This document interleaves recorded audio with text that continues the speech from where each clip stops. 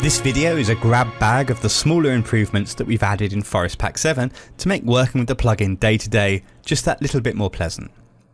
First up's a tweak that's been requested by V-Ray users for a while. Forest Pack now supports Object ID render passes. To use it, all you need to do is assign an Object ID to your source geometry and then add an Object ID or a multi-map render element. For the first time now, V-Ray users can render usable passes from Forest Pack for post-production work. Now let's move to the interface. If you go to the general rollout and click on the gear icon, you'll find a new option called Open Single Rollout. When this is enabled, Forest Pack will only open one rollout at a time. If you open another rollout, any that are already open will be closed. This can make navigating the large interface just that bit more efficient.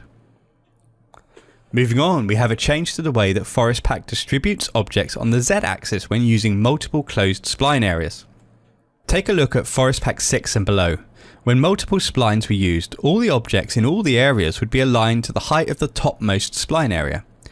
This meant that even if you had multiple flat areas to scatter on, you'd still need a surface to force them to the correct height. This all changes in Forest Pack 7.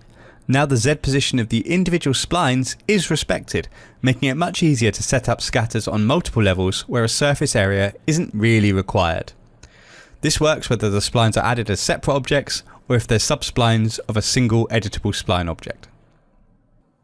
I would add that this feature also works in the free Forest Pack Lite, making it much more useful for populating multiple areas on a site. V-Ray 5 and Corona have some nifty new map types that allow you to randomize multi-maps and randomly offset and rotate UVs per instance.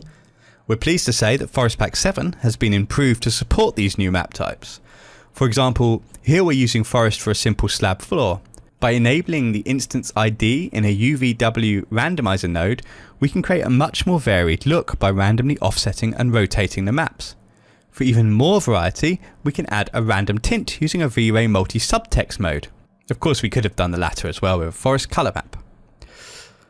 Another improvement can be found in the camera rollout, which has been reorganized and simplified. For a start, the camera parameter has been removed.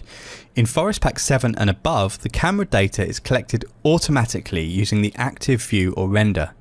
This has resulted in a much more reliable experience. No more fiddling around selecting cameras, and it's a lot more dependable in batch rendering from multiple views. You'll also notice the camera features are disabled in the viewport by default. This is to improve responsiveness for large areas. If however you'd still like camera culling in the viewports, just check the Enable on Viewport option. Another improvement. Forest Pack scatters are now much more stable on animated UV surfaces. Take this simple example. In Forest Pack 6, as the surface undulates, you can clearly see several items disappearing.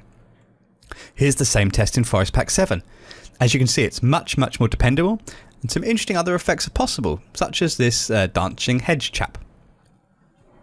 There are a couple more small changes too. For example, V-Ray now uses the materials assigned to each custom object instead of the auto material.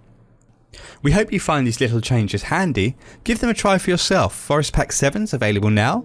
You can find out more and download it from i2software's website.